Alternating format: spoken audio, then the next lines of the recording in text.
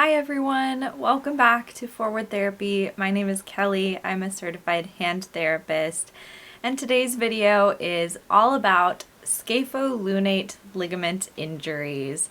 So if you've ever been through a ligament injury, like a scapholunate ligament injury, you know that they can be very painful and very slow to heal. This video is really meant for once you're past that initial immobilization phase. What exercises are you going to start doing to start helping with your mobility after that prolonged immobilization? If you have a scapholunate or SL ligament injury, please speak with your doctor before you start any exercise program to make sure that it is an appropriate time for you to begin your rehabilitation process so that you do not delay healing or cause further damage to healing tissues. So just make sure to double check. But this set of exercises, I'm going to share 3 with you today that I usually incorporate as kind of a first step in recovery process after the immobilization phase. So first goal is usually to start to restore mobility and flexibility back to the wrist in a pain, I don't want to say pain-free, but like within a very low pain spectrum. We're really not trying to cause pain here. So the goal of these 3 exercises that I'm going to share with you today is to start to bring back mobility, flexibility of the wrist and the tissues around that area of your hand and your wrist after a prolonged immobilization period, after tissues have started to heal.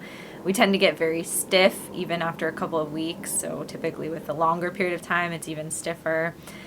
So these are some exercises that you can start to incorporate into your day. I typically recommend 3 times a day. Give yourself a good 5 to 10 minute chunk of time where you can focus on doing some exercises to help support your recovery. None of the exercises should cause sharp pain. If you feel pain, please stop. They might be a little uncomfortable. They may feel sore. You might feel some pulling or stretching sensations, but it should not be sharp pain. So the first exercise that I want to share with you is tendon gliding exercise. This is a really great kind of like a warm-up. It gets blood flow going to the tissues. It's going to help to bring lots of nutrition and blood supply to the area to help warm it up to do movement. It's like a good preparatory exercise. It'll help take care of any swelling or kind of help flush some swelling out of the hand first before you start moving. This is a good one to do kind of slow and gentle. Probably good to do it in an elevated position, and you're going to go through a straight position where your fingers and wrists are straight, and then curling into a gentle claw or hook, and then into a full fist, untucking the fingernails to a flat fist, and then bringing it into a duck bill or a tabletop position, and then all the way back up, and just kind of flowing through that sequence nice and slow. You don't need to clench or squeeze. It's all about gentle movement of the hand. So you could probably repeat that sequence 5 to 10 times as a nice little warm-up. It's a great prep exercise or a great exercise to do throughout the day if you do a lot of repetitive activities or computer work or anything where you're sitting still for a long period of time in one position. Exercise number 2 is the dart thrower's motion. So the nice thing about dart thrower's motion, which sounds kind of crazy, but if you've ever played darts, you can sort of imagine what that motion feels like. You want to do this in very slow-mo kind of motion. So I always tell people it's sort of like you're throwing a dart through molasses, basically. Like it's just going to be this super slow motion. The reason why dart throw motion is great to start with is because it encourages mid-carpal movement without putting as much stress on the scaphoid and the lunate and the scapholunate ligament. Like it kind of keeps the pressure off of that area. So when we're engaging the wrist muscles and we're starting to do some movement and manipulation there, we want to minimize the stress to that ligament that is trying to heal. So with that dart thrower's motion, it's not a straight forward and back, and it's not a straight side to side motion. It's sort of on a diagonal plane. Sometimes it helps to hold like an object, like a pen or a pencil, something light in your hand, kind of like a dart. Sort of helps you kind of figure out how to do that motion. You're going to pull your wrist back and then slowly turn it forward.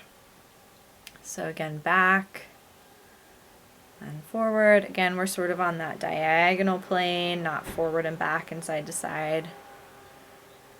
but just moving through as if you're throwing a dart really slowly.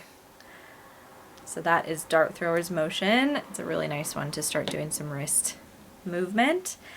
And then the third exercise I recommend in this post-immobilization phase where we're trying to restore mobility is thumb opposition. So with that exercise, you're going to spread the thumb open and you're going to make a circle to touch your index finger. And then from there, you're going to, again, spread it open to the middle finger, spread it open to the ring finger, and then back to the pinky. The most common thing I see people doing incorrectly with this exercise is just running through like this. This is nothing. This is like some very tiny, it's like the equivalent of wiggling your fingers. Like it doesn't really help to glide the tendons. The thumb's not really doing too much motion, like a little bit. The most important part for scapholunate exercise activity for this movement, that came out so wrong. The most important part of this motion, especially for an SL injury, is that spreading, that abduction motion, because the muscle that controls that movement, one of the muscles that controls that movement, is one of the primary stabilizers. It's a really friendly muscle to the scapholunate ligament interval because it helps, this is very technical, but it helps to keep the scaphoid like kind of supinated, so it puts less stress there. So you don't need to know all that. It's just like a good friendly muscle for this ligament complex. So if you're working on that motion and really working on spreading the thumb open as you go, it will start to help with not only mobility, tendon gliding, but also starting to prime for stabilization in that area as well. So obviously this is not an all-inclusive list, right? There's more than 3 exercises out there that can be really helpful with scapholunate, SL injuries. I just think it's simple is best. Like if you have 10 exercises, you're either not going to do them, you're going to do them wrong.